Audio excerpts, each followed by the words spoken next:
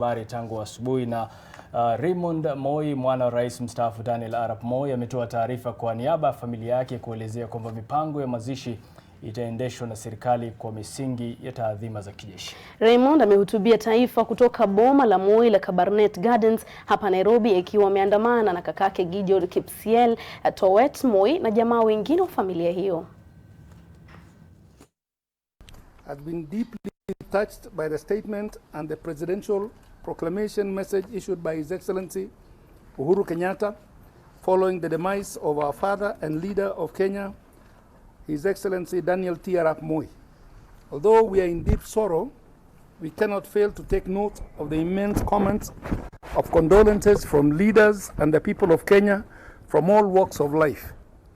We know that the days ahead are going to be tough for all of us, both young and old, and we therefore ask for your prayers to the family and the people of Kenya who are bereaved by this great loss of someone they loved and lived with all their lives.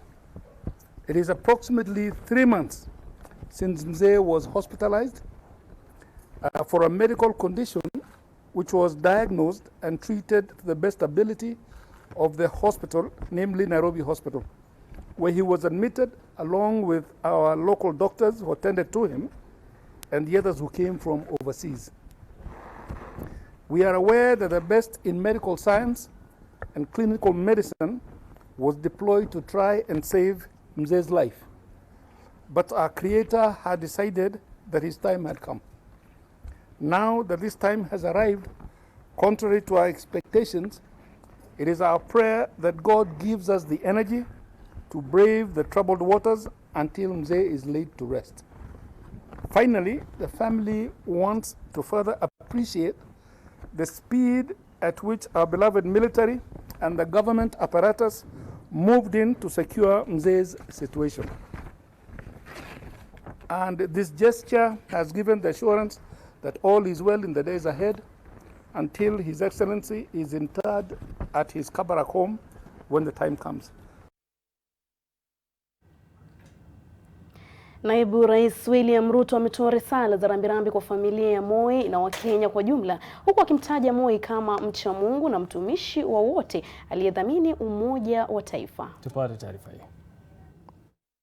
Mzee had no time to prepare or learn outside the job.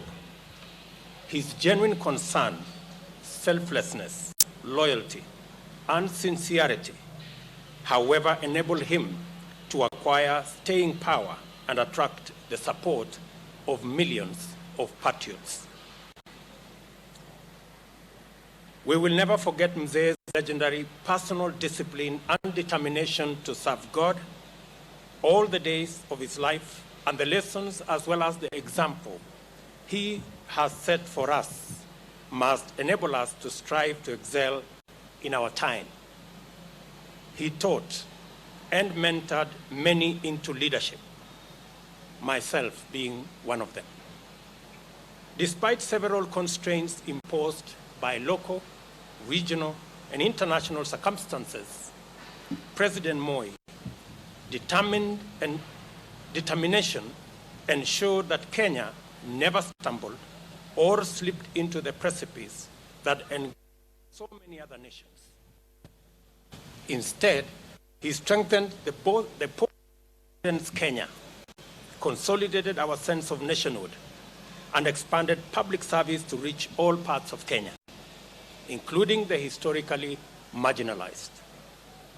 He was passionate about spreading education to the marginalized communities, and his devotion to the girl child is a blessed legacy that will live with Kenya forever. It is now impossible to imagine a time when high dropout rates, early pregnancy and marriage, and rampant child circumcision were an overwhelming norm in this country.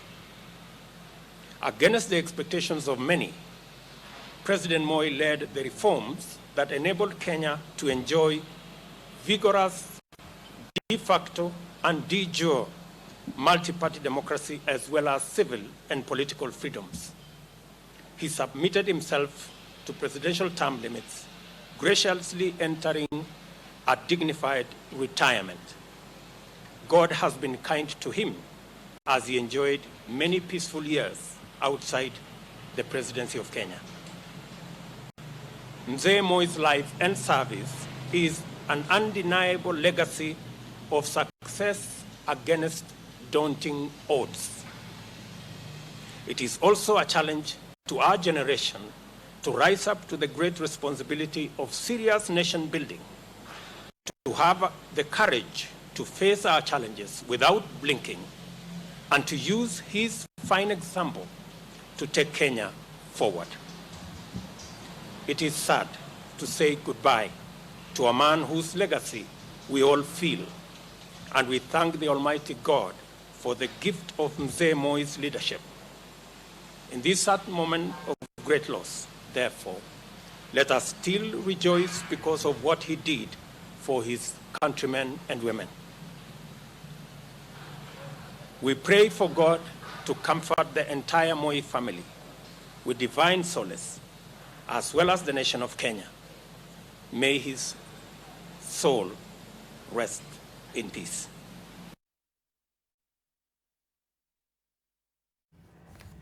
Viongozi wa matabaka mbalimbali wanaendelea kutoa risala za rambirambi kwa jamaa, marafiki na Wakenya kwa jumla kufuatia kifo cha rais wa pili wa Kenya, Daniel Arap Moi. Tupate kauli zao. I would go to his office and he would be alone and he would want to come and serve me a cup of tea. And that's unusual. You know, presidents don't serve tea to the ordinary citizens, and me, I was a much younger man then. And he would come and serve a cup of tea to me, and we would sit, and he would give me all the time that I needed. You know, that's extraordinary, because, you know, a president is a very busy person, but he would have the time to listen, and also to listen to your point of view.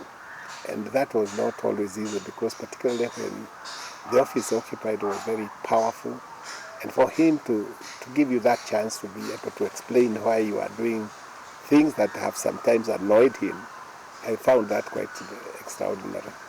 I want to join the people of this county, of the great diocese of Bomet and Kericho, and the country at large to mourn him and to ask the Lord that he may lay him in peace and also eternal rest. Grant him, O Lord. He supported President Kibaki's regime in his entire existence. So eventually, you know, we came to, you know, to have an understanding of the old man, you know, after he retired. One of the things that I would also continue to remember him, if you would have heard that there is a KANU delegates conference at Kasarani, and you are a KANU delegate, if you go and attend that particular meeting, if you didn't have a radio or a bicycle from Kasarani, the allowances he used to give to KANU delegates members, they were enough for you to own a bicycle, to own a radio, to pay school fees, and to do everything. That was Moi.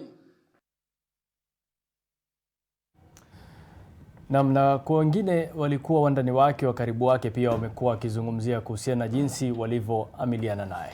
Na akizungumza na NTV kutoka kwake Nakuru, msemaji wa marehemu Daniel Arap Moi Li Njiru amemtaja rais mstaafu kama muungwana, mzalendo na mchapakazi. Amekuwa kama baba. Amekuwa protector wangu.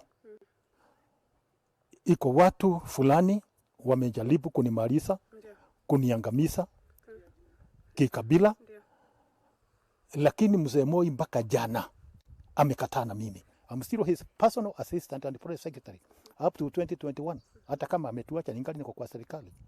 Number 2, alipenda mtu ambaye ni punctual. Alipenda mtu ambaye ni kind. Alipenda mtu ambaye ni truthful. Unasikia? Hataki mtu ya kukata corners.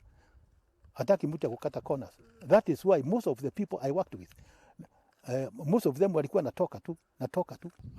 Tuliendelea kufanya kazi vizuri tu, lakini kama miaka 3 iliyopita ndio sasa umri ikaanza kumsonga. Unajua mzee Moi sio miaka hiyo mnasema 96. Mzee Moi is about 101, 102 years, 103, between 102 and 103. Na zinafuata sasa ni risala za rambirambi kutoka kwa wananchi wa matabaka mbalimbali wakielezea watakavyomkumbuka mwenda zake rais mstaafu Daniel Arap Moi. Wafuate ile maneno marehemu Moi alikuwa anataja: upendo, umoja na amani. Wakifuata hiyo, Kenya itakuwa imenyoroswa ile hakuna. Nilikuwa napenda mambo ya kanisa sana. Kila Jumapili tulikuwa tunasikia pahali yako, na kila Sunday lazima akuwe anahudhuria ibada pahali. Tulikuwa shidoni tunakumbuka mzee Moi kwa kutuletea maziwa kila Friday. Kitu ya pili tunakumbuka mzee Moi kwa amani. Hata Moi kama alikuwa amekosea, mzee Moi alikuwa anaomba msamaha. Nitakuwa nakumbuka Moi sana sana juu ya zile nyimbo tulikuwa tunachezewa kwa radio na pia kwa TV. Sana sana kuna hii wimbo ya Moi, Moi rais wa Kenya, Moi, Moi rais wa Kenya. Na kuna wimbo ingine hii ya tawala Kenya, tawala, tawala Kenya, tawala. Rais Moi, tawala Kenya, tawala. Sijui kama hizo nyimbo zitaendelea ama zimeisha tu juu Nyayo ameisha. Hata tukienda uwanja ndege Eldoret ni Moi, Referral ni Moi, vitu mingi ni Moi.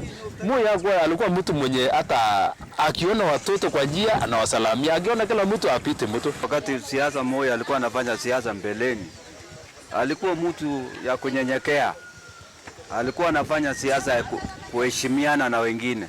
Alifungua shule za wasichana nyingi ambazo masista wangu wamesomea kama vile Moi Girls Kamsinga, Vokoli Girls kule Vihiga. Sister yangu wamesomea huko na wamefaulu katika maisha yao. At least ungekuwa kwa hiyo maisha ya Moi ingekuwa mzuri sana. Sasa mimi nafurahia angalau si kwa hiyo enzi yenye alikuwa anaongoza, but venye tunaangalia mzee venye yako na venye aliongoza watu wenye walikuwa wanasema alikuwa mzee wa maana sana. Kiongozi mwenye alitaka amani. Ndiposa unaona Kenya vile imekaa. Kwanza mji wa Eldoret imekaa kwa sababu Moi alipenda kabila yote. Alikuwa mzee mwenye msimamo ya kwamba akisema kitu ninataka inji ikae hivi, Kenya mzima ilikuwa inamsikiliza. Okay, tukienda kwa upande kama ya usalama wa inji, Moi alikuwa ametupikania, amekuwa amesimama imara nazi, especially maneno ya Somalia. I was 10 years old in the year 1988 at Marsabit Stadium, where the young men of the age 10 years had been brought in the field where we've been told to celebrate the Moi Day.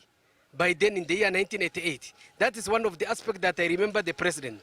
And the other issue I remember with is that while I was in primary school those years, we've been having free milk. Katika mwaka wa 1963 tumeingia bunge la kwanza pamoja na mzee Moi. Kwa hivyo nakumbuka wakati ule tulikaa pamoja, na wakati ule alikuwa ndani ya bunge wa kwanza kabla tujapata huru. Ametuarifu, ametueleza vile namna tutakaa katika bunge na kufuata sheria na kanuni za bunge. Former President Moi akija paka kwetu shuleni ambao tulijenga ukumbusho wa mzee Jomo Kenyatta pale Msambweni, alikuwa akizuru yeye mwenyewe kwa binafsi, ndo alisema pajengwe ukumbusho wa mzee Jomo Kenyatta, kwa manake yeye ndio alikuwa hapo ni mara yake ya mwisho marehemu mzee Jomo Kenyatta alipotoa speech yake na akaenda akafariki. Kwa hivyo yeye akaja akapendekeza pajengwe school. Ni mzee alikuwa tumpenda. Kama mimi binafsi nilisoma wakati wa hera ya Moi. Moi aliweza kutuletea maziwa. Hata walio wengi walioshindwa na kusoma wakati huo walikuja wakanwa maziwa na ikabidi waje shuleni. Kwa hivyo Moi tunampenda sana. Mungu hamweke mahali pema peponi. Naam, Harith, naona wengi hata katika mitandao ya kijamii wanazungumzia maziwa ya Nyayo. Uliyaona? Kabisa. Unajua atakumbukwa na katika mitandao ya kijamii wenyewe wanasema wanapost wanasema only legends. Kweli kabisa. Will remember this. Kuna wale wamesikia tu. Kuna wale waliosikia. Unaona picha tu. Bila shaka. Na kuna wale walikuwa mstari wa mbele kuyakimbilia. Lakini mbali na hayo, kwa wengi hususan wakazi wa pwani haswa mji wa Mombasa watafahamu hili. Kuna mwigizaji mmoja anayetambulika kama Abdallah Moi na aliwahi kumtumbuiza marehemu rais mstaafu Daniel Moi. Na alipewa jina hilo la utani kutokana na tajriba yake katika uigizaji. Na mwanahabari wetu wa pwani Kevin Mutai alizungumza naye, ni hapa taarifa yake. Na mtazamaji, tuko hapa katikati mwa jiji la Mombasa na mzee maarufu Abdallah Moi ambaye alikuwa mmojawapo wa watu waliomtumbuiza rais mstaafu Daniel Toroitich arap Moi, na tungependa tu kusemana naye ili pia atupe tu kwa kifupi ile historia yake akiwa na mzee Moi na vile vile mambo mengine yote ambaye pia waliweza kujumuika wakiwa pamoja. Kwanza kabisa, hebu tuanze, ulipataje jina hili la Abdallah Moi? Naam, kwa hakika kwa majina naitwa Bashekh Abdullah Bashekh, na mimi nilisoma Serani Primary School, na baada ya kusoma ikawa mimi ni msanii. Napenda kumuigiza hayati Jomo Kenyatta. Na hayati Jomo Kenyatta kwa kusema yangu ni kuwarekesheni, asanteni sana kwa ngoma na nyimbo. Sasa alipofariki ikabidi watu wakaanza kusema Abdallah Moi, sasa nani yuko Moi, na ndio ikashika hii jina since 1974 mpaka dakika ya leo ikawa naitwa Abdallah Moi. Lakini maarufu wako watu wanasema kwamba unajua ile gia ambayo ulikuwa unaiweka hivi basi unamfanya Moi acheka kabisa. Hebu tueleze ni kama mambo gani hayo ulikuwa unayafanya? Naam, barabara kabisa, ambapo tuko naye hapa rais mstaafu ama Daniel Arap Moi. Na Mr. President, that Wakenya nauliza kwamba vipi hii hali ya barabara ina mashimo mengi, unaje kuhusu hali kama hii ya mashimo? My people of Kenya and maorganization of African Unity. Mambo kama haya nimesema mara kwa mara. Mahali iko simo unapanda miti kusudi na sia momonyoko ya utongo. Hii barabara itapita vipi hapa? Na mbali na hayo pia baba taifa ni kwamba Wakenya wanalia kusema kuhusu hali ya uchumi, yani economy. Hali ya uchumi imepungua sana nchini Kenya. Unaonaje kuhusu swala kama hili rais mstaafu Daniel Arap Moi? Mambo kama haya nimesema mara kwa mara. Kwani Moi peke yake? Mambo kidogo Moi. Hapana, kama uchumi mbaya enda nako mata. Let the people decide. Kwa hayo machache na hiyo ni maendeleo. Asanteni. Mungu awabariki. Asanteni. Nashukuru nilianza na mambo ya utangazaji, alafu baadaye nikawa comedian. Ikawa rais Moi akija Mombasa, mimi huenda kumentertain. Kama niliweza kumentertain mara 2-3 hapa State House, Nakuru State House, ilikuwa nikipelekwa na mawaziri kama Chef Nasiri, alikadhalika pia Mathias Kea na wale marehemu wengine ambao wengine wako mbele za haki. Na alikuwa rais Moi akipenda comedy, maana saa nyingine za kumwambia ama utamsikia kwambia my people of Kenya, mambo kusema napanda miti hapo maneno yamekwisha. Sasa ni mikono anasema. Na mara kwa mara alikuwa rais akipenda kusema ama Waswahili, basi baba wa taifa, kama unavyojua hapa jijini Mombasa Waswahili wasema kikuukuu kuwa kwao. Na pia na vile Waswahili nasema kuku na kuwa kwao. Hapana kusema pilipili kwa samba na wasanini. Yaani pilipili Swahili ya kuashia nini. Basi ndio akapenda yule maarufu wangu, na ndio mpaka leo nikaitwa Abdallah Moi. Utupe uhodari wako katika ule uhusiano wako na Moi katika uigizaji, ama ulikuwa unafanya mambo yako kivipi? Aliwahi kualikwa, ambapo kitu kilomfurahisha sana alipokwenda Machakos. Basi kama ilivyo ada ya story, mheshimiwa Dio alikuwa ni Mswahili, aitwa Ali Abdalla Sheikh. Anambia, mheshimiwa mtukufu rais, kila ukiitwa hapa wewe ahirisha, kila ukiitwa wewe ahirisha, lakini leo umekuja, kwa hivyo tumkaribisha mbunge maalum bwana Muli Mutisia aje ukaribishe. Na unajua Muli Mutisia ni Mkamba. Basi Muli Mutisia akiingia, moto kwa rais, kila ukiitwa hapa wewe alisha, kila ukiitwa wewe alisha, lakini leo umekunya, karibu kwa kunya. Yani umekuja. Sasa Moi akaangalia ona mbona Waswahili wacheka. Basi akiingia naye akaanza, my people of Kenya and maorganization of African Unity. Iko watu wengine sasa mimi nakunya, wewe kanyaga hiyo. Uliona maisha kwa masime mbona. Mambo kusema na hiyo ni maendeleo. Wapi leti? Geti. Basi ilikuwa wale mawaziri utafikiri ni wanajeshi. Maana mara simama, mara kaa, mara simama. Na nashukuru kwamba wakati wa Moi nilikuwa kidogo niko juu, kaweza kunipatia 100,000 na pesa kadhaa hivi, si jamaa kanibia hapa. Lakini those days hiyo ilikuwa na wakati ule wa nyuma. Lakini nashukuru Mwenyezi Mungu kwamba ni rais alikuwa akijali maslahi ya wasanii. Na mpaka mwisho nikamwambia Mr. President, mimi nafurahi sana alipokwenda Amerika. Unajua at that time alikuwa rais ni Ronald Reagan. Sasa kizungu cha Muamerika si cha British. Muamerika kwambia really cost maybe tomorrow that's as if Chicago in California we went to California in Chicago in California here, so very happy to see a delegation of Kenya. Moi akiingia kumbe akusikia. My people of Kenya, I'm really happy because I visit in Chicago, I visit in California, and the people of America they make a video, they can say video tape, recorder. Tuseme kizungu na watu wenda simama. Kumbe alikuwa mbia foreign minister. Na at that time pia vile vile alikuwa akizungumza na alipokwenda India, akizungumza na president wa India pia the people by my people of India I want and I wish the people of Kenya the way how people, yani alikuwa akipenda na Kingibana.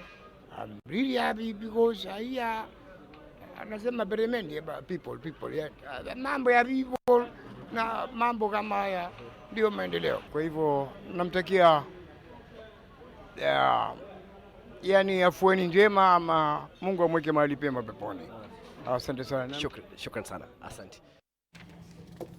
Na Abdalla Moi ni mmoja kati ya wachekeshaji hususan kwa wakazi wa Pwani. Jiji la Mombasa wanamtambua vyema, na kama alivyoeleza mwenyewe haina haja ya kurudia, ile cha msingi ni kwamba kila mtu ana kumbukumbu za mzee Moi kwa njia yake kibinafsi, na studio pia nao watu watatu ambao bila shaka wana kumbukumbu za mzee Moi kwa njia zao binafsi. Nafikiri moja kwa moja katika kuwatambulisha, na kila mtu labda atazungumzia kumbukumbu yake kwa haraka, alafu tuendelee na mazungumzo.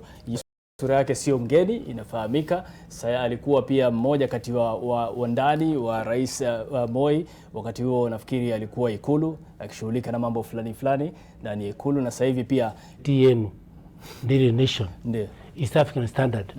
Saa moja mpaka saa mbili nilikuwa ninaiangalia chochote ambacho kimehusikana kwa field administration. Wakumbuka kama ni news na iko mambo ya Garissa ama ya Madera, gazeti itafika Alasiri. So napigia huyo simu, ukweli ni huu. PS akiingia nimekata na nimempatia, anapigia mzee Moi asubuhi. So the government became teamwork. Na ilikuwa na guzo ambayo ni quite strong ya kwamba ni ngumu kwa yeye kuwa surprise ya kwamba kuna jambo kubwa lilifanyika pale popote. Bila shaka umezungumzia magazeti kufika Garissa, Mandera na maeneo ya kaskazini mashariki, kaskazini mwa nchi. Tutakuwa tunazungumzia hayo hivi punde, lakini umezungumzia pia idara. Alikuwa na njia zake za kujua na kuhusiana na idara tofauti. Na Leonard Mambo Mbotela ni mmoja kati ya watangazaji. Wewe kama mtangazaji au mwanahabari, mahusiano yako wewe na mzee Moi na kumbukumbu zako ni zipi? Kwanza kabisa kama wenzangu hapa, ningependa kutoa rambirambi zangu kwa familia ya marehemu mzee Daniel Arap Moi ambaye alikuwa rais mstaafu na aliyetwaga hivi leo. Kama alivyosema ni kweli, mimi kwanza nilipata habari za kwamba natakiwa nifanye kazi kwa kitengo cha habari za rais kwa mshtuko. Sikuamini, lakini nilishukuru Mungu nikawacha kazi niliyokuwa nayo, maana nilikuwa nimefungua stesheni ya KBC asubuhi. Piga muziki pale na enjoy na nini, mara ngapata simu wakati habari zinasoma za saa 1 asubuhi, ngapata simu kutoka kwa bwana Linjiru. Habari yako? Ambia mzuri sana sir. Yes sir, morning sir. Ndio akaniambia uko wapi? Nikamwambia niko studio. Akasema wanafanya kazi mpaka saa ngapi? Na mpaka saa 4 ndo nitamaliza. Akasema basi nakuletea gari, kutoka leo nafanya kazi Ikulu kwa kitengo cha habari za rais. Machozi yalinitoka kwa furaha nilikuwa nayo, kwa sababu sikuamini kwamba siku moja nitafanya kazi pale. Na nilifanya kazi pale. Nashukuru kwamba tulikutana pia na bwana Franklin Betty ambaye alikuwa ni bosi wangu wakati huo, alikuwa ni controller of State House.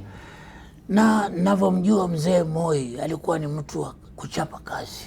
Na alipenda watu, na alipenda kazi yake, na alipenda nchi yake kabisa. Na zaidi ya yote alipenda watoto zaidi, kwa mambo ya elimu wasome kwa bidii. Na ni mtu ambaye kusema kweli alikuwa very generous. Alikuwa ni mtu mkarimu, alikuwa hadharau mtu yote mkubwa ama mdogo, na kusalimia na mambo kama hayo. Na ni mtu ambaye mimi nilivyomstadi yule mzee ungeweza kumdanganya bwana. Tutakuja kuyapata kwa pati. Wewe ulikuwa Ikulu, kuna siku hata moja ulijaribu kusema neno ambalo unajua si sawa na ulikuwa unajihisi vipi? Ile mambo amesema ni kweli kabisa. Kwa sababu huyu mzee, in English I can say you can credit him with strong memory. He would naweza kukumbuka samani ile. Wakati mwingi, wakati tunakula lunch na kina mambo walikuwa pale, anatueleza kama ilikuwa jana. Tulienda Lancaster House, tukakutana, tulikuwa tumevaa ile nguo za nyani, ili kutisha mzungu, ili yote alikuwa anaeleza. Na haya yote unaangalia, this is 1963. Kabla ya 63 na alikuwa anaeleza kama jana. Hata wewe uliona wakati mwingi akienda barazani, baraza ya mapisi hao. Anaanza kuzungumza. Alikuwa if I can use the word taabika. Alikuwa anataabika mahesabu ya watu ya sehemu hiyo, hesabu ya watoto wa sehemu hiyo, ikiwa ni kidato, ikiwa ni ya primary, ikiwa ni ya secondary, alikuwa anatoa yote kwa kichwa chake bila kuangalia karatasi, tofauti na viongozi wengine ambao hata kidogo labda alikuwa angalia. Na alikuwa ana uwezo ya kukumbuka majina ya watu. Akishaona huyu ni Leonard Mambo, Leonard Mambo ni Leonard Mambo 10 years to come. Alikuwa anakumbuka hivyo. Hiyo ndio kitu ambacho ilikuwa baraka kutoka kwa Mwenyezi Mungu kwake. Sasa hebu tuzungumzie swala la uongozi, siasa wakati wa Moi. Lakini kwanza nafikiri katika mitandao ya kijamii kila mtu ametoa hisia.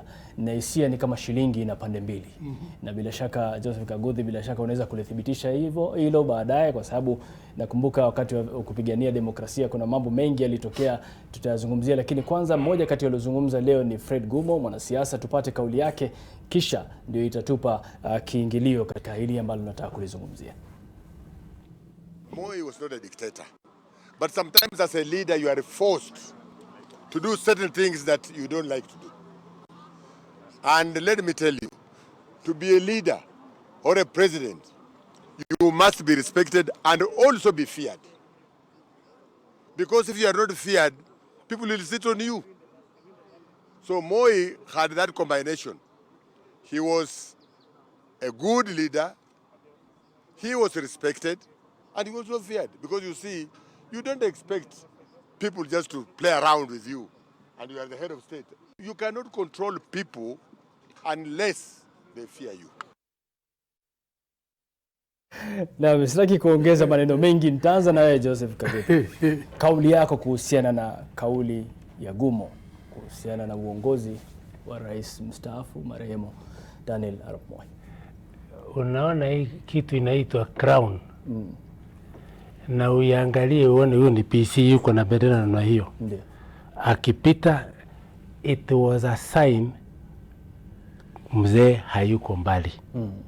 Na ilipangwa mbele so that kuna control. Hata wanasiasa ambao watapanga laini pale ili wasalimie mzee, there is control, si kucheza so that there is state.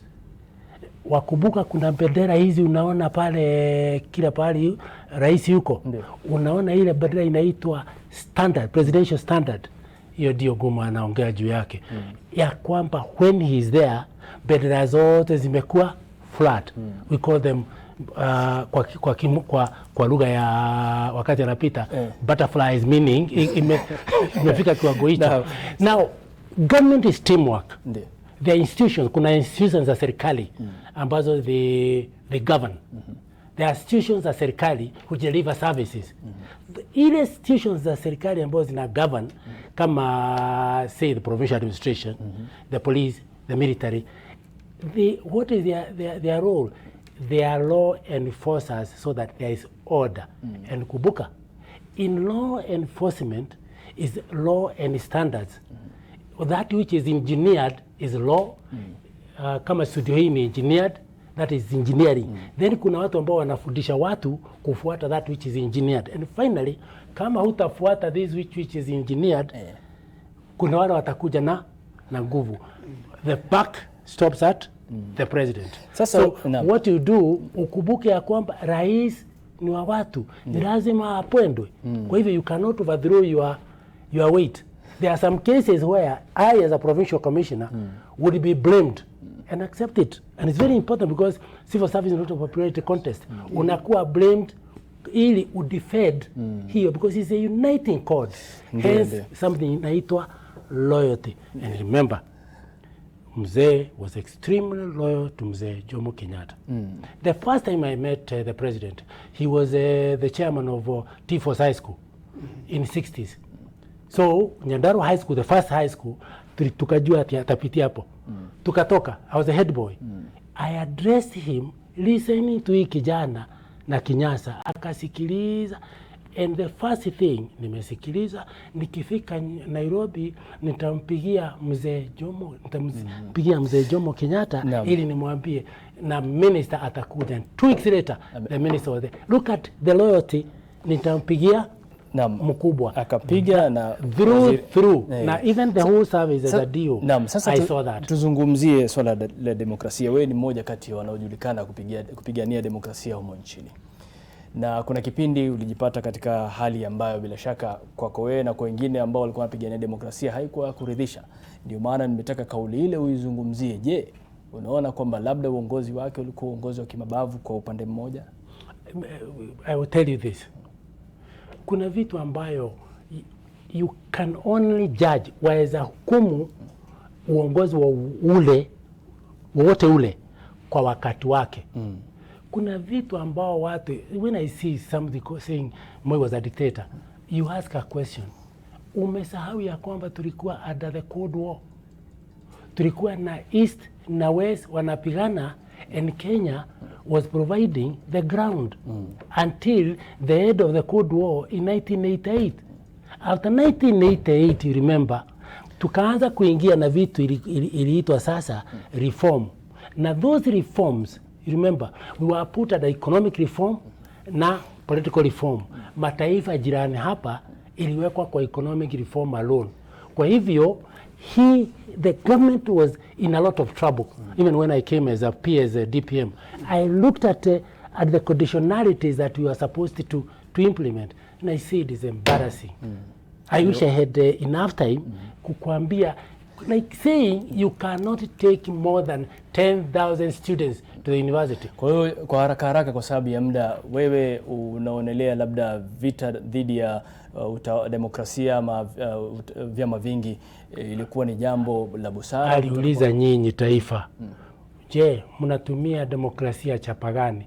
Can't you, what model of democracy are you deciding on? Ama ni responding kama parrots kwa wale ambao wako kila pahali. Look at it, the agony that president had when he's asking the leaders of the country, what democracy are we talking about?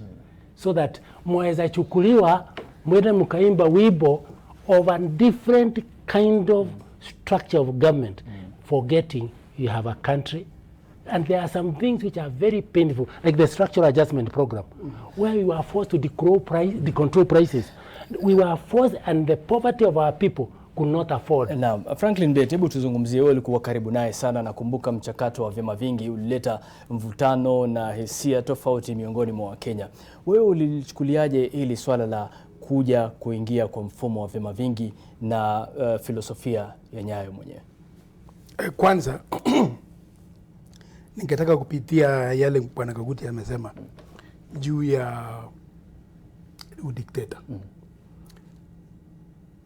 1982 asubuhi na mapema, huyu ananaswa ndani ya studio na ikatangazwa ya kwamba serikali imeenda. Lakini kutoka Nakuru, Mzee Moi kama mwanaume alikuja, akaelekea Nairobi, akaingia mahali pa ofisi yake, akachunga kazi yake.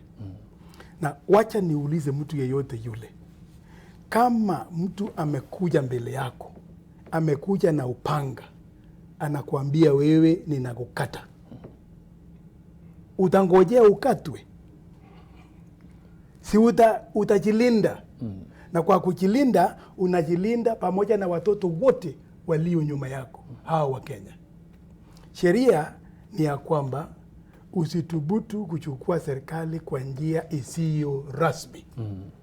tumia njia ambaye ni njia ya kura. So Moi alisimama wima kusema ya kwamba serikali ya Kenya itasimama imara na tufuate sheria. Na kwa kufanya hivyo, he was firm in his statement, kwa rule yake. Kwa maneno na kwa vitendo. Kwa vitendo. Hiyo firmness ndio ilionekana kwa watu wengine kama ni dictator. Because he was firm kwa sheria. Sheria inasema hivi na hiyo yote inasema hivi. Lakini kumekuwa... Wacha nirudi kwa swali lako. Wakati ya pilika za watu kutaka vyama vingi, tulisumbuka kama viongozi kutoka Ikulu, hata hawa provincial commissioners walisumbuka kweli kweli. Because kulikuwako na kelele kila mahali. Saidi hii Nairobi hii, tulikuwa na kelele, watu wanasema wanataka section 2A ya katiba iondolewe. Moi akafikiria kama kiongozi mwema. Akasema vile nitafanya, nitaiita KANU Governing Council or kikundi kilicho juu zaidi kwa chama cha KANU. Tukutanie wapi? Kasarani. Tulienda Kasarani. Na wacha nitowe ya kwamba Moi alienda Kasarani akisha alikuwa ameamua ya kwamba section 2A itatoka. Kwa sababu gani? Nilikuambia hapo mbeleni, alikuwa anasikia maneno ya viongozi wa tabaka mbalimbali zaidi ya wale wa masikio. So alikuwa anajua ya kwamba ulimwengu inasema nini. Si hata Kenya zaidi hapa, ulimwengu huko nje inasema nini. Tukikataa haya maneno, Muamerika atafanya nini? Muingereza, Mjerumani, au wote watatunyima vitu au namna gani? Yeye mwenyewe alikuwa amejiamulia ya kwamba hii kitu itoke. Lakini aliweka demokrasia mbele. Alisema wanavyama wote wa KANU, kwa sababu hakuna chama kingine wakati ule, wakutane Kasarani. Na alipofika pale kama kawaida, aliketi chini, na mimi naamini ya kwamba hata wewe uliona.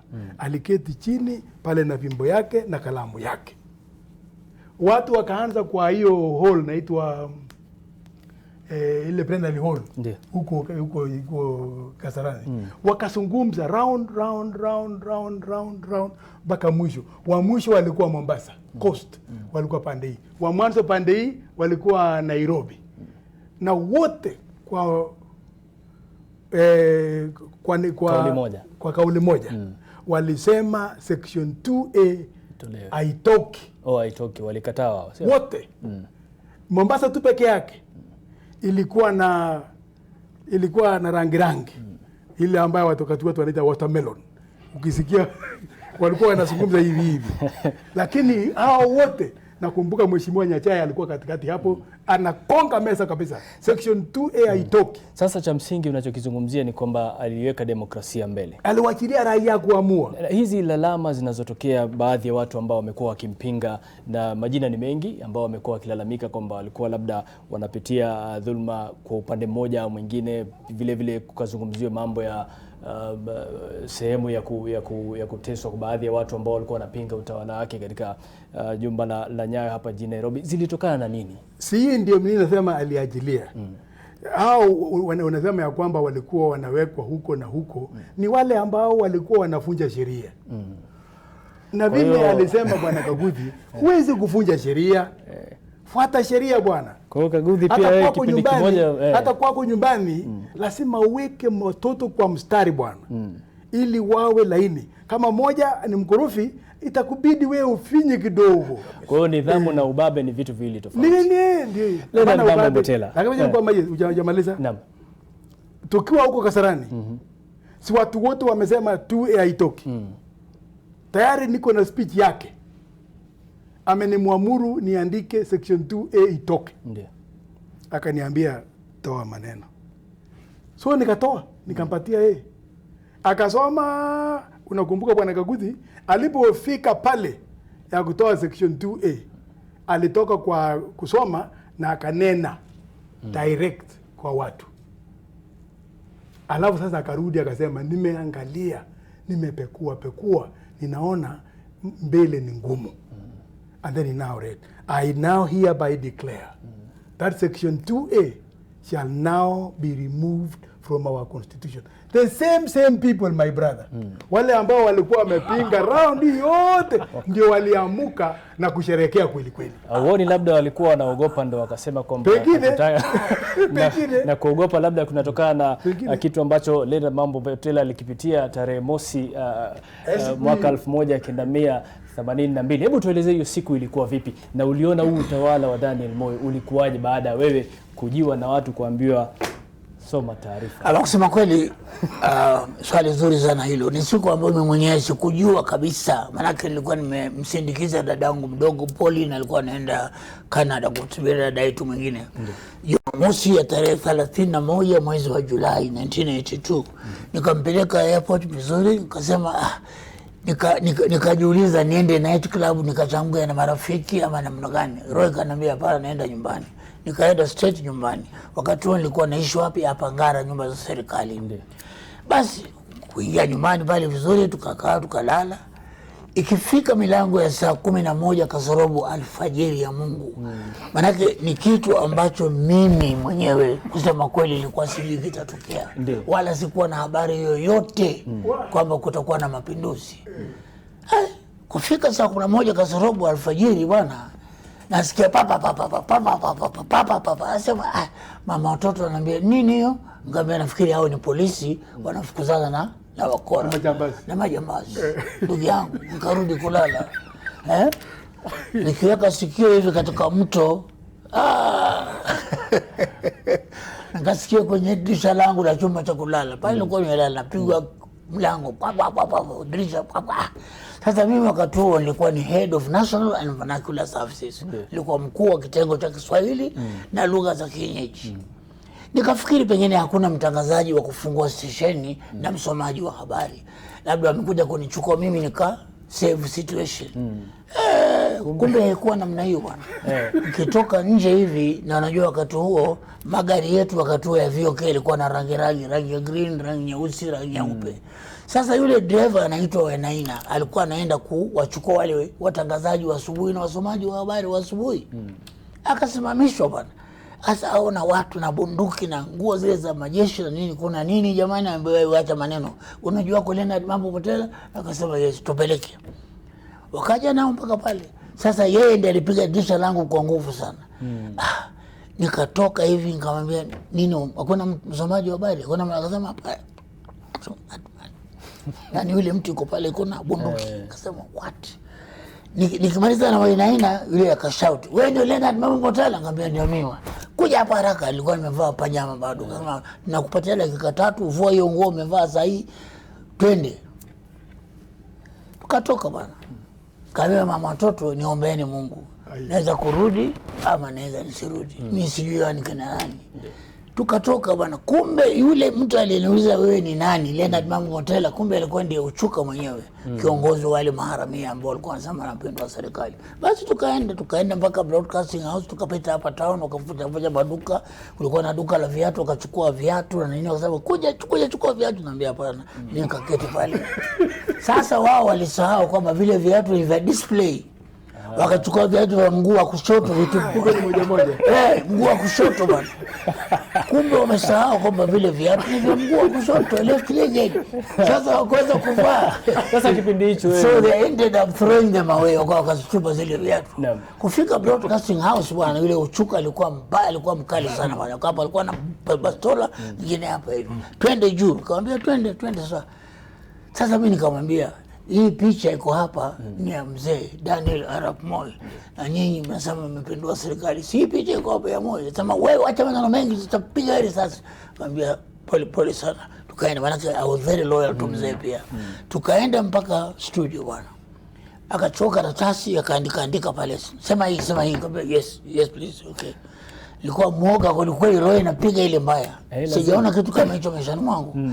Sema kwamba serikali ya Moi imepinduliwa, polisi wote ni raia, mahabusu wafunguliwe na watu wakae nyumbani, na serikali sasa ni ya Hezekiah Uchuka, yeye ndiye rais. Sema namna hiyo. Kaambia yes, okay, thank you sir.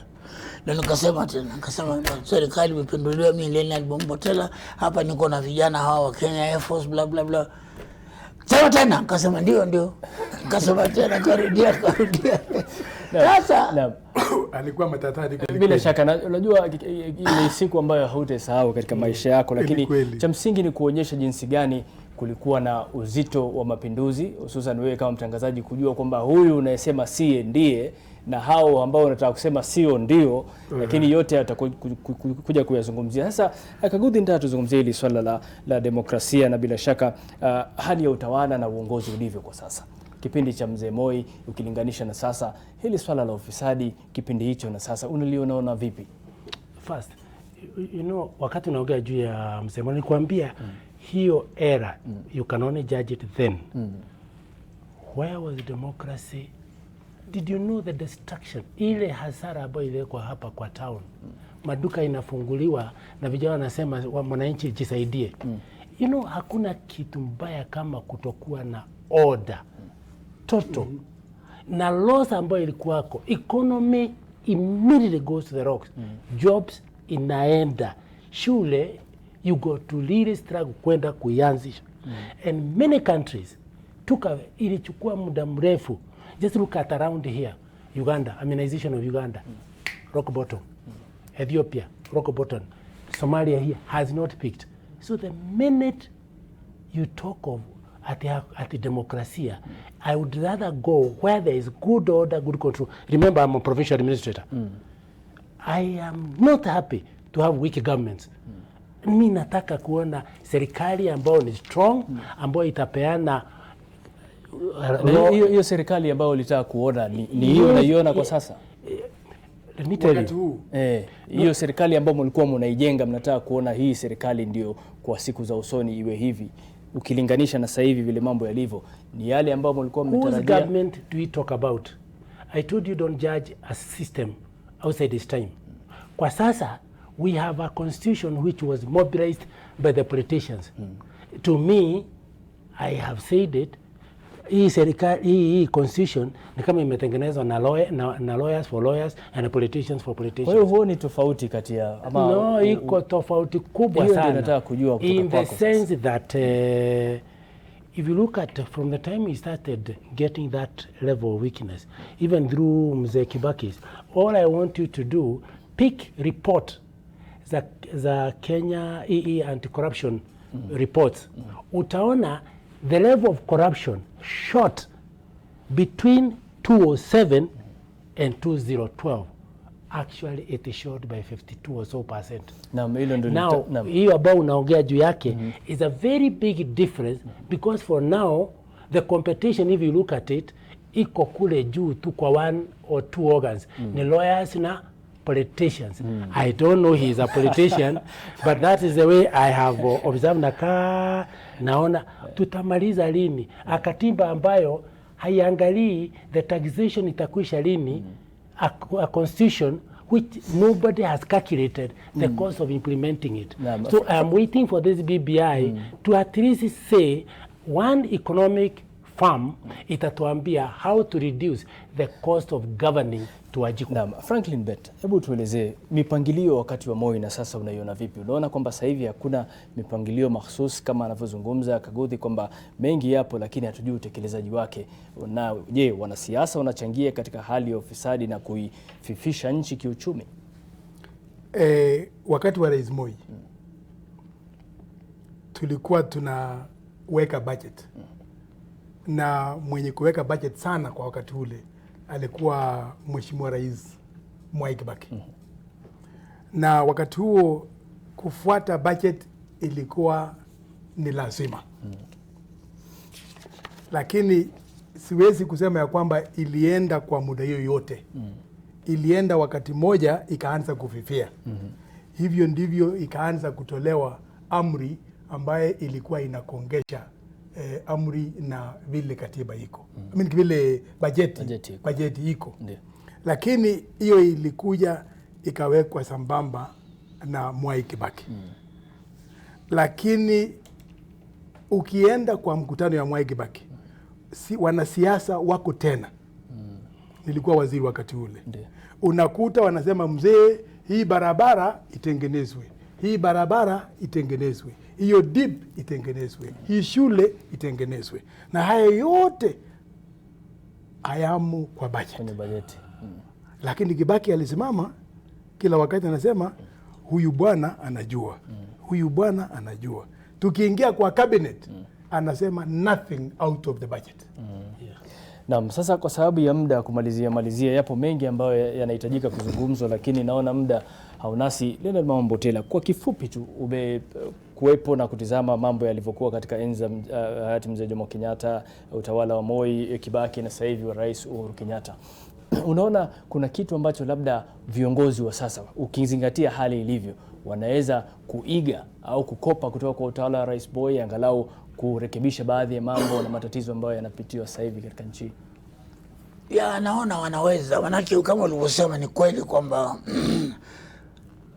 mstaafu Daniel Arap Moi ambaye marehemu sasa, Mungu amweke mahali pema, alikuwa ni mtu ambaye anaona mbele. Kuna wakati ambapo babake Raila Odinga, marehemu Odinga alisema kwamba Moi ni mtu ambaye anaona mbali kama jirafu, na ndivyo ilivyokuwa. Yeye kwanza alipenda nchi yake sana, alipenda nchi yake na alipenda watu wa Kenya wote. Alitaka Wakenya wote na nchi iwe imara na Wakenya wakawe wakipendana. Ndio manake alikuja na ile falsafa yake ya amani, upendo na umoja. Hakuna rais yoyote katika nchi yetu ya Kenya ambaye alikuja na falsafa kama hiyo ya kuwaunganisha Wakenya pamoja. Na kama ulivyoniuliza ni kwamba viongozi wanaweza, lakini ubaya ni kwamba wataona kwamba sisi binadamu kidogo tuna kijicho, tuna wivu na mambo kama hayo. Ukishapata madaraka basi wataka uwe wewe tu, ni wewe ndio unatoa ubinafsi. Huwezi kumwingiza yule ambaye ulimtangulia. Ana uzuri wake, lakini hutaki kufuata uzuri wake kwa sababu una wivu, una kijicho. Kwa hiyo cha msingi ni kwamba ubinafsi ndio unaleta matatizo ambayo tulionayo kwa sasa. Kabisa. Kaguthi, kauli yako ya mwisho tumalizie. Kwa mimi this government, kwa sababu wakati mzee Moi anatoka, the budget was 180 billion. Mzee Kibaki somehow all the loopholes ambayo ilikuwako akaanza kuseal, ikaenda all the way to nearly 3/4 of a trillion. Si unaiona? Kwa hivyo expenditure ukaona we were not borrowing. The current government, shida ambayo unaiona ni watu ambao wanafanya kazi mingi with very good results, lakini serikali yao haisemi. Stima, opening stima, shule, the tarmacking of the roads. Ukiangalia hawasemi, imekuwa imeachwa kidogo kule, na then the opening of the airwaves, hii kitu inaitwa social media, inagoganisha wao. But because the government, during your time of Franklin, the government spokesman could not be based in a state house, because mambo ya state you don't question, it's state. Kama unataka mambo ya government, Harambee House ama kwa ministries, na kama ni politics that time, enda kwa KANU headquarters if is politics. Currently imerudi kwa state, so that mwenyewe yule ambaye tulikuwa everybody is protecting the uniting cord amekuwa vulnerable. Anashotwa na kila mtu, anatupiwa mishale. So government is not talking to his people. Remember, look at the provincial commissioner, regional commissioners now. Ni nani na nani unasema ni fulani? Sasa niambie, regional commissioner wa Central ni nani? Wanageuzwa kila siku. Unaona sasa pia ametoroka.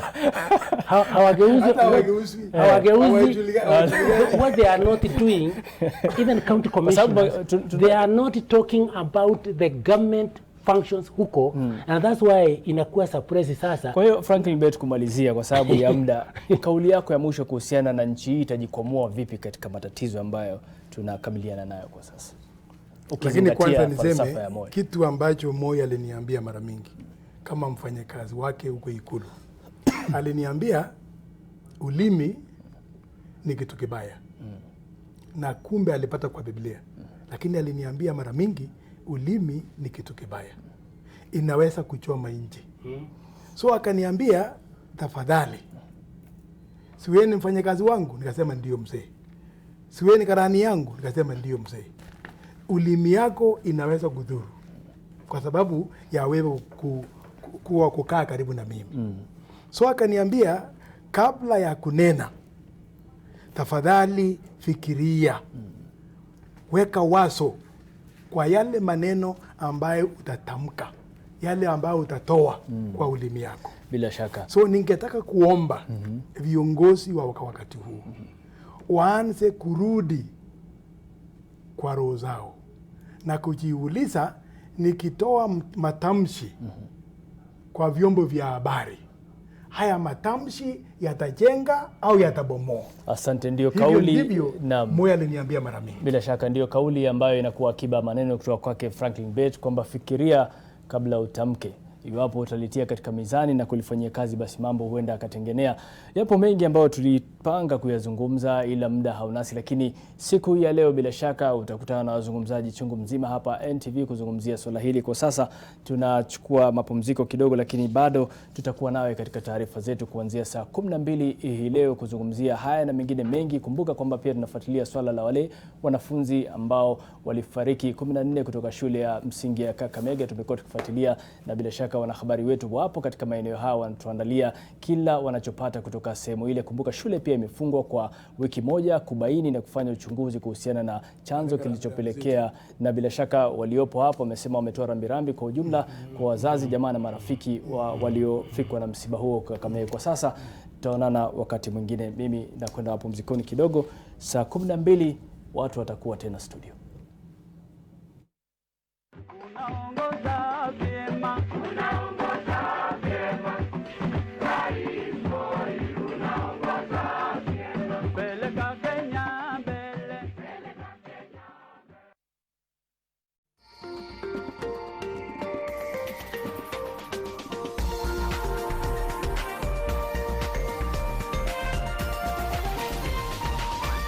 This is NTV.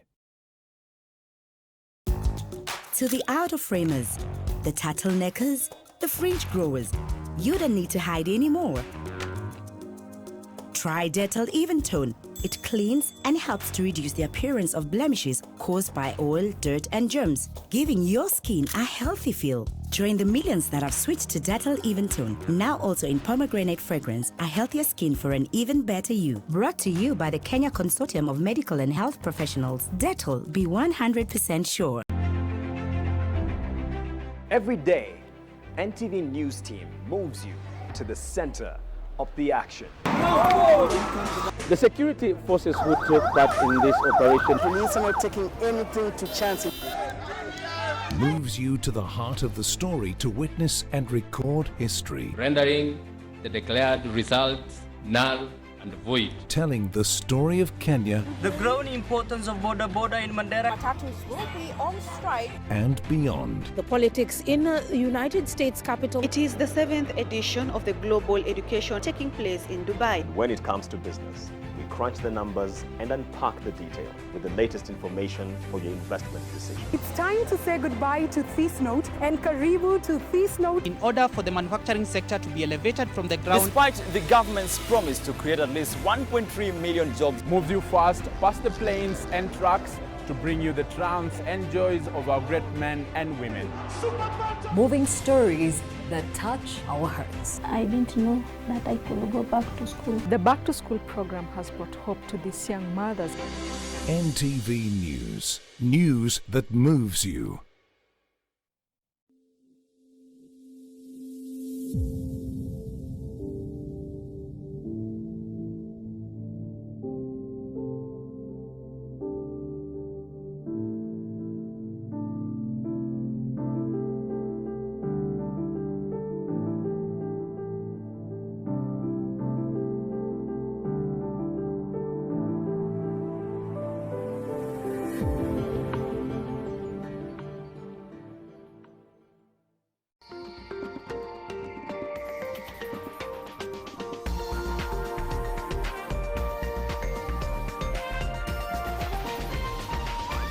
NTV, turning on your world.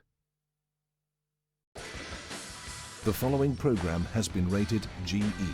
It is therefore suitable for general family viewing. Mimi, Daniel Arap Moi, naapa kwamba nitakuwa mwaminifu kwa Jamhuri ya Kenya na kuitumikia kwa moyo wangu wote, na kwamba nitahifadhi, nitalinda na kuitetea katiba ya Kenya kwa mujibu wa sheria.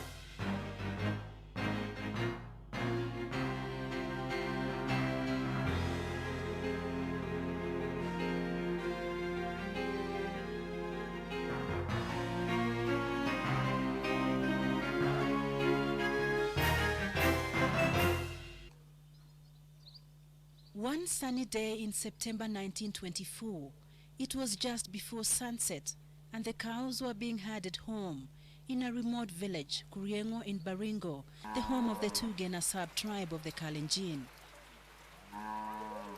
The women were preparing to milk the cows, but one woman was unable to perform that task. Kaban had just given birth to a bouncing baby boy. She named him Toroitich. Young Toroitich grew up herding livestock among his peers, as was customary of the Tugen. He attended a mission school and was later to be baptized Daniel. 31 years later, in 1955, Toroitich, then a school teacher, made his debut in politics. He was elected to replace one John Tameno from Kajiado, who had resigned as Rift Valley's representative in the European-dominated Legislative Council, LegCo. In the successive years of intense campaigns for Kenya's independence, Moi worked closely with other African representatives in the LegCo. In 1960, Moi, together with the late Ronald Ngala, founded the Kenya African Democratic Union KADU. The aim of the party was to defend the rights of the smaller ethnic groupings in the face of the Kikuyu and the Luo, who are the majority in KANU, led by the late Mzee Jomo Kenyatta. KANU won the independence elections in 1963, and Moi, a fierce legislator, is famously reported as saying that the opposition must be strong in order to keep the government on its toes. Well, the late President Kenyatta soon convinced Moi, who was chairman of KADU, to disband his party and join KANU, thus immobilizing the only opposition to KANU. As a reward, he appointed a Minister for Home Affairs in 1964. Moi was to work closely with President Kenyatta. And in 1967, just 4 years after independence, Kenyatta named Moi his number 2, a post he held until Kenyatta passed away in 1978. So I find painful to speak about Mzee Jomo Kenyatta, who has been my father, my teacher. As vice president, Moi was perceived as unambitious and fiercely loyal to his boss. The power barons around the late president did not view him as a real threat to their hold on power at that time or in the near future. Naapa kwamba nitakuwa mwaminifu kwa Jamhuri ya Kenya na kuitumikia kwa moyo wangu wote. When Moi took the oath of office in 1978, the then so-called Kiambu Mafia, who had been exercising the real power during Kenyatta's twilight years, dismissed Moi as a passing cloud. They did not believe that he would be president for much long. Vice President Mr. Daniel Arap Moi is now President of Kenya for the next 90 days until an election is held for the future President of Kenya. Fate had placed Vice President Moi in a strategic position. He assumed his role as president for 90 days, after which elections were to be held. He looked meek and worried, and certain of what the future held for him.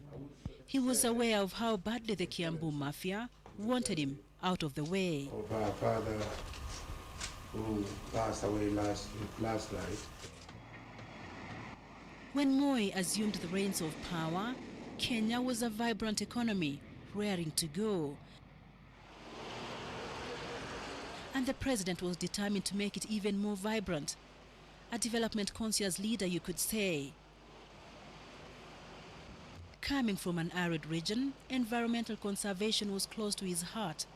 He traversed the country, personally taking charge of soil conservation programs. Remember the Gabions? He rolled up his sleeves and got down to work. What better way to lead than by example? Mawe.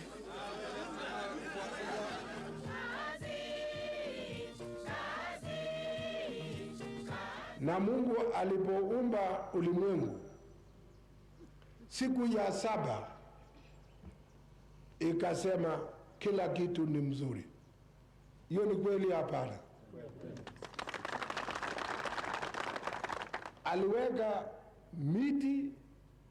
miti ya kusitiri au kuweka maji, miti ya kutumia kwa kuni, miti ya aina yote, miti ya kuwezesha nyuki kupata asali au kunyonya maua atengeneze asali.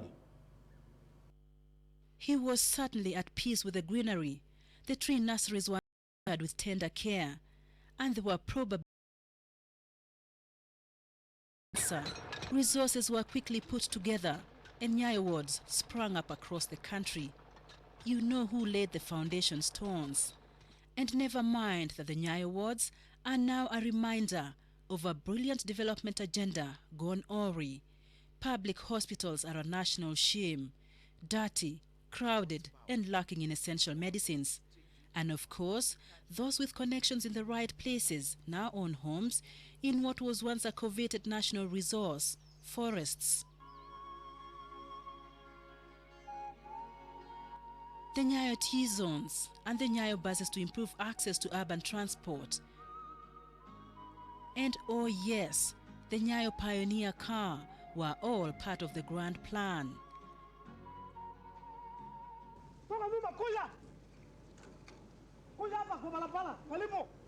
Then, one day in the wee hours of August 1, 1982, unknown to the Commander-in-Chief of the Armed Forces, his junior officers attempted to topple him as their commander and president of the Republic.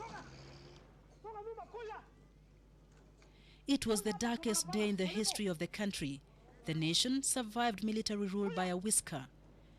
Kenyans were so terrified, but one Kenyan was more terrified than them all. That Kenyan was President Moi. Clearly shaken, the president sought to assure Kenyans that all was well after all. So, at 6 p.m. August 1, 1982, the president went on national television, the then Voice of Kenya. Yale yaliyotokea leo asubuhi kwa muda mfupi iliyoletea wananchi wasiwasi mwingi.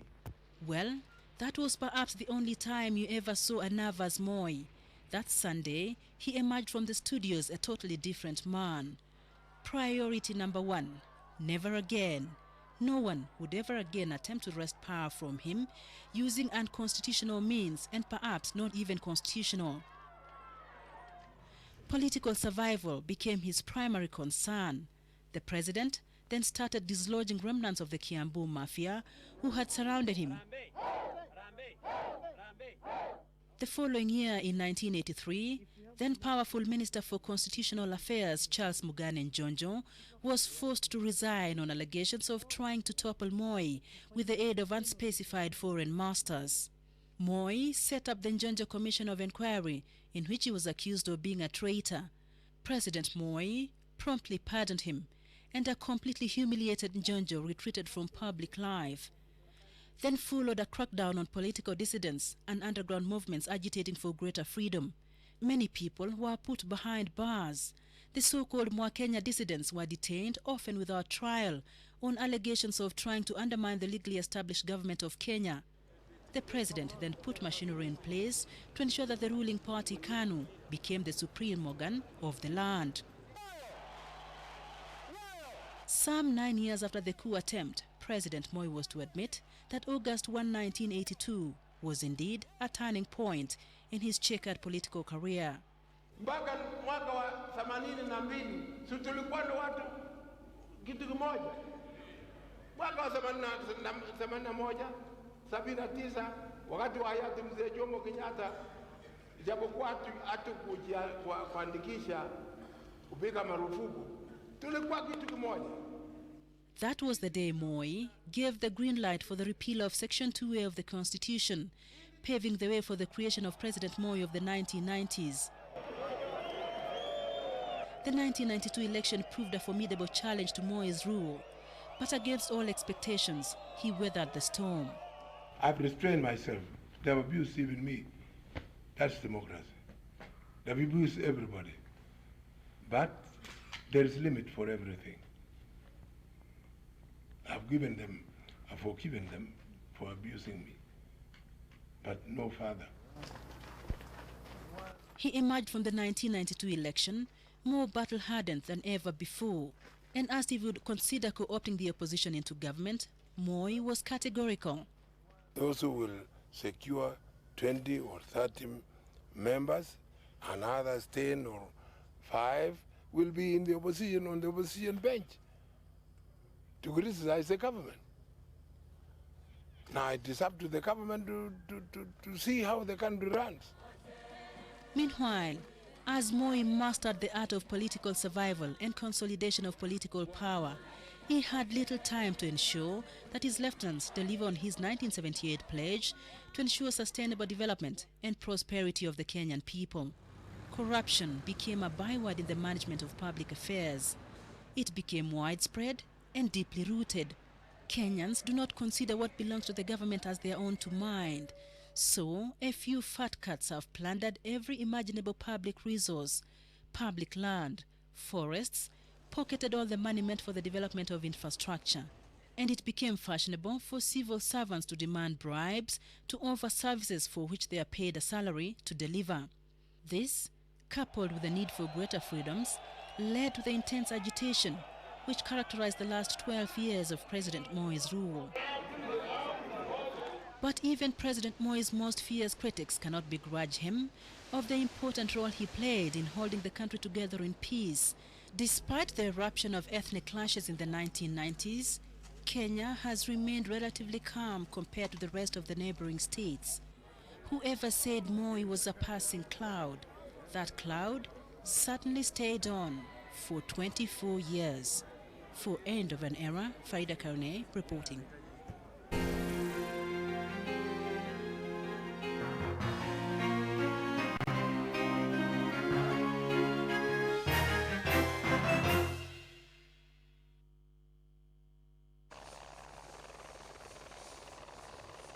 To many of his critics, Uhuru Muigai Kenyatta, the 42-year-old graduate of economics and political science, crash-landed on the political scene just over a year ago, plucked from relative political oblivion by his mentor, President Moi. Few saw it coming. However, according to informed sources within the corridors of power, Project Uhuru was indeed a project, a long-term undertaking dating back to 1993. Of course, at the time, Moi's retirement, or indeed Uhuru Kenyatta's role in it, was still hazy. But President Moi wanted Kenyatta's son on his side. After all, his father founded KANU and wooed him over from the then opposition Kenya African Democratic Union KADU. In the first multi-party election in 1992, Uhuru was then working closely with the leader of the unregistered Sabasaba Asili Party, Kenneth Matiba, and later with the Democratic Party's Moi Kibaki. But Moi won the 1992 election against all odds. Most of the Western world countries have been partisan. They've been supporting members of the opposition. He won anyway, and he started making overtures to Nuru to abandon his undercover activities within the opposition and work with him and for him in the ruling party. At that time, Moi desperately needed the populous Kikuyu on his side, and the Kenyatta name he hoped would work magic to restore the confidence of the community, which had little regard for him. It is rumored that Moi even promised to nominate Uhuru to parliament. But suspicious of President Moi's intentions, Uhuru declined the nomination offer. Come 1997, and Moi was back on Uhuru's case. This time, he wanted him to contest the Gatundu South parliamentary seat. Moi was, however, categorical that Uhuru had to run on a KANU ticket. Uhuru is said to have told the president of the hostility towards KANU in central Kenya. Give it a try, persisted the president. He did, and lost to Moses Muhia, then of the Social Democratic Party. I would possibly agree that it is not my initiative, because as I've been a team player, and I have always been ready to work with anybody who has the interests both of our party and of the country at heart. And from that perspective, I think I was prepared to play, as I've said many, many times in the past, any role that I would be offered, either by my party or by Kenyans. Even the decision to contest the highest job on the land was not entirely his own. But there had to be a way to push Kenyatta's son Uhuru to the political limelight. How about Thika KANU branch chairman? Okay, not good enough though. Give him additional duties. Then, in 1998, Uhuru was chosen to head the Disaster Emergency Response Committee. The committee was charged with the responsibility of coordinating and raising funds for relief activities in northern Kenya. He probably was not sufficiently prominent in this position. And how about tourism? A complete disaster after the Likoni clashes in 1997. Trying to sort out the mess might give him the exposure. So, he was appointed chairman of the Kenya Tourism Board. The year is 1999. He did a fairly good job in restoring confidence in the industry, whose image had been badly dented by insecurity. Meanwhile, it's been more than a year since Moi named his cabinet after the 1997 general election, but he still has not named a vice president. Several names are touted as potential vice presidents: Kalonzo Musyoka, Musalia Mudavadi, and Katana Ngala. Mudavadi and Ngala even take turns in parliament, acting as leader of government business, a job normally done by the vice president. 14 months after naming his cabinet in January 1998, Moi reappointed Saitoti as vice president. In the meantime, the professor of politics has started giving indications that he will call it a day after his final constitutional 5-year term, which expires on January 4th, 2003. Few believe him, but he goes on the record anyway, not once, but countless times. People overseas think that Moi would like to cling to power. Nataka kutangazia nyinyi kwamba wakati wa kustaafu kwangu umefika baada ya uchaguzi huu. Then, he introduces an interesting dimension. When I do retire, I will hand over power to the younger generation, he asserts. And you have the young Turks jostling to outdo each other, trying to expound on the president's statement. It can only be fair if the 21st century is given to the .com generation.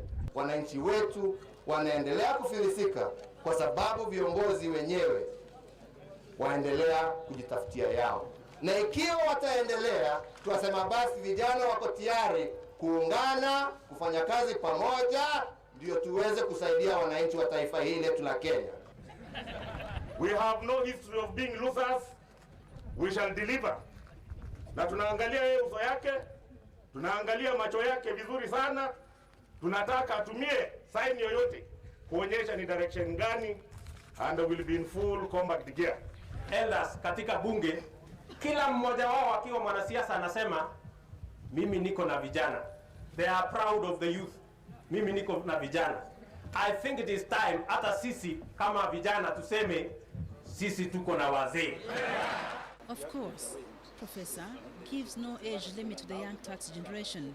He's mentioning no names either, and hope is kept alive since many of them believe they fit the young Turks bill. So, all the president's men line up in his praise. Then one day, he returns from a foreign trip and looks deliberately at the battery of cabinet ministers who have trooped to the airport to meet him, and according to him, none among them is good enough to succeed him.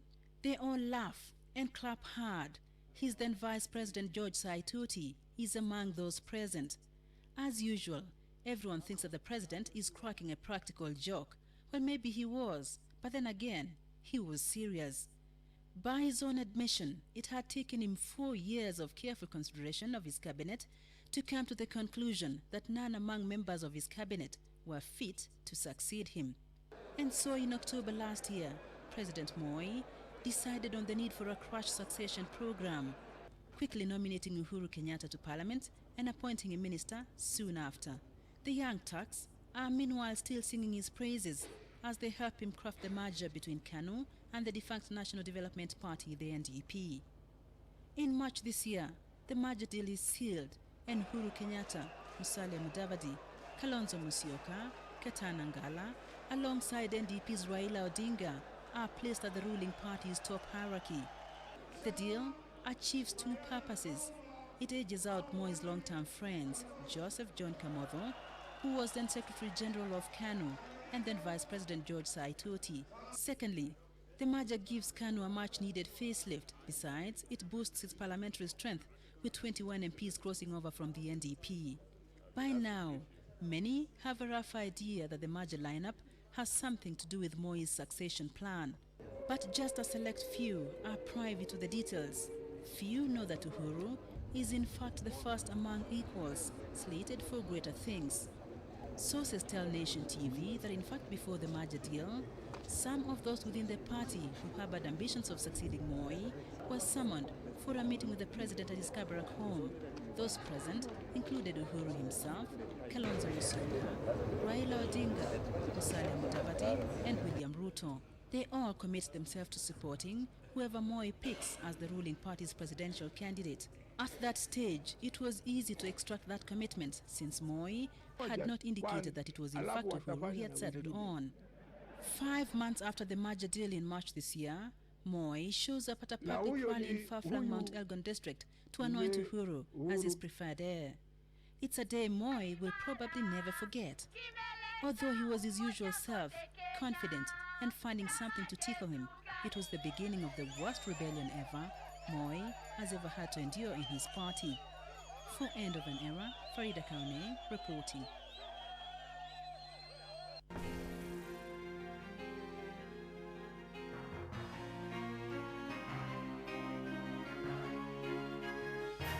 He has been in Parliament for most of his life. To be precise, Emilio Mwai Kibaki can boast of 40 straight years as an MP. It is now time to tell his story, an open-ended one for that matter, as he's yet to drop a full stop and close his political CV. Yes, it's a story of a man who swallowed the bait of politics at the age of 29 years and who now at the age of 71 is still chewing it. The reason? The presidency. Twice he has given it a shot, and twice he has missed the target. Just who is Mwai Kibaki? Is he a political coward or a fierce go-getter? Is he a dreamer of an elusive political fantasy or a visionary leader unfairly denied his kind of job? Will he come next year go down the annals of history as a symbol of a golden opportunity squandered or as a symbol of the president Kenya almost missed? There the story starts. Kibaki, the man and his style of politics. It is here in Othaya Division that Mwai Kibaki was born in 1931, innocently unaware of what he would be like 71 years later. Those who went to school with the young Kibaki use the word brilliant to describe him. Mzee Joseph Mwangi remembers one sad day for Kibaki at the Karima Mission Primary School. One day, he failed a mathematical sum. Yeye alikuwa mwanafunzi asiyefanana na wengine sababu alikuwa mwerevu zaidi. Hatuja mshida, siku moja alishindwa kwa hesabu akalia. Alipolia sisi akamwambia ameanguka, akalia tena. Kwa hivyo hakujua siku nyingine. In 1960, local politicians led by the late Jaramogi Oginga Odinga reportedly sent for Kibaki, then a lecturer at Makerere University. They wanted him to assist in the drafting of the KANU Constitution.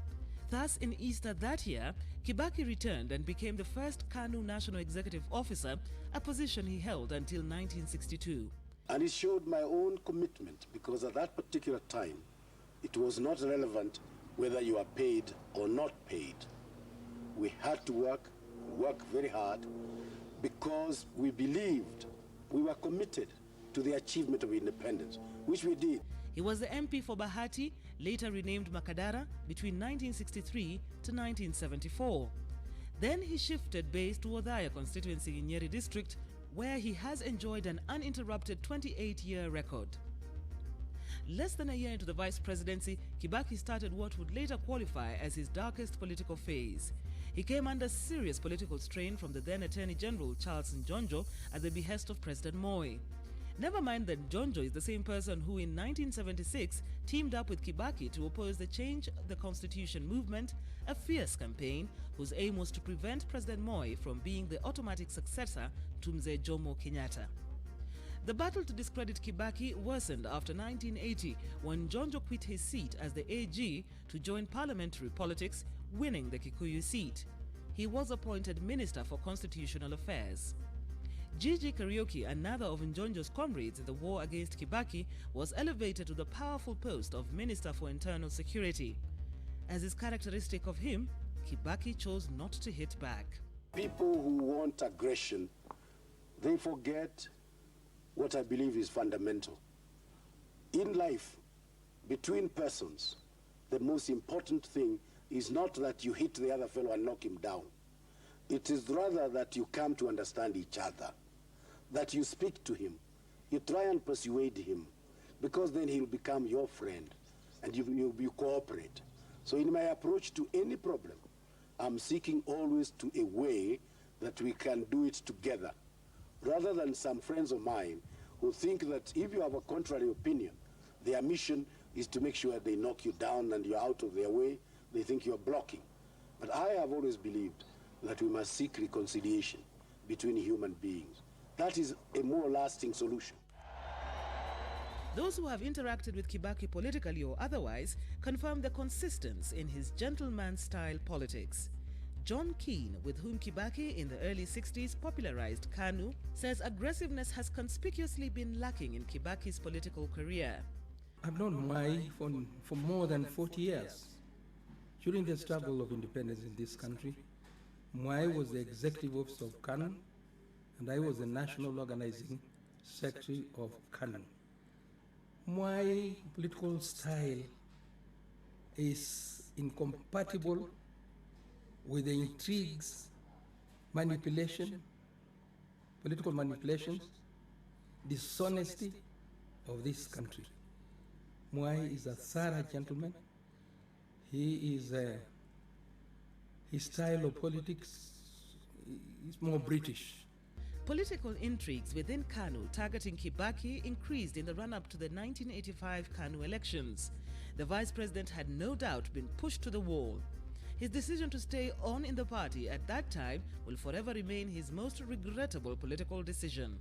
In 1984, when I sensed what was going on and we could see the changes that have begun to set in, that was the right moment we should have resigned. After the KANU elections, the battle was taken to his Nyeri district backyard. Veteran politician Waruru Kanja was President Moi's pointman in Nyeri insofar as this battle was concerned. Since then, Kibaki and Waruru remain sworn political enemies. We can always look back and see their political track record. Yeah? Because it's not fair to say because one is in this party, will be able to deliver when he comes to the government. What did he achieve when he was, say, for instance, in KANU in the past? Another humiliation was to come after the 1988 elections when Kibaki was dropped from the vice presidency. Many expected him to resign from the government. He did not. Instead, he spread the KANU gospel the more. At one time, he likened the strength of KANU with the proverbial mugumo tree, which he said could not be felled by a razor. It was only after the advent of multi-party politics that Kibaki quit KANU to form the Democratic Party.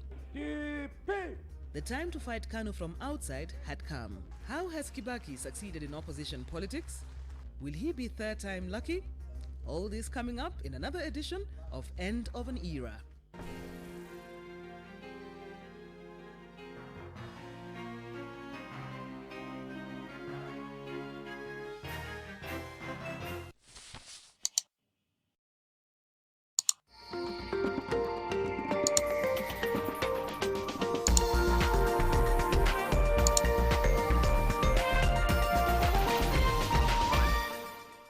Dettol's main objective is to help children protect themselves from diseases. Do you know how we get illnesses like diarrhea, cough, and cold? No! They are spread through germs on your hands. Your hands collect germs that causes diseases. You pick up germs from any surface, like when you don't wash your hands after going to the toilet, while playing. And then you can get sick because of germs. That's why you need to fight germs to stay healthy by washing your hands regularly with Dettol soap that gives the best germ protection ever against many illness-causing germs. Wash, wash, wash your hands. What you have to do is bath, bath, bath yourself. Dettol soap every day. Wash, wash, wash your hands. Kisha tusonge mbele, kisha tusonge mbele, kisha tusonge mbele, kisha tusonge mbele, tusonge mbele. Tusonge mbele na Fiber Mobile. Get a Fiber SIM card today and enjoy Tusonge mbele bundles at affordable prices. Welcome to our big family. You see, in this family, we have fun together and we look out for each other because we care. We share whatever we have. We protect and support each other. Welcome home, where we love and care for each other. We're so excited that you're joining us. Welcome to the new member of our Nivea family. New Nivea Petroleum Jelly Essence, enriched with glycerin for long-lasting moisture and protection. To the out-of-framers, the turtleneckers, the fringe growers, you don't need to hide anymore. Try Dettol Even Tone. It cleans and helps to reduce the appearance of blemishes caused by oil, dirt, and germs, giving your skin a healthy feel. Join the millions that have switched to Dettol Even Tone, now also in pomegranate fragrance, a healthier skin for an even better you. Brought to you by the Kenya Consortium of Medical and Health Professionals. Dettol, be 100% sure.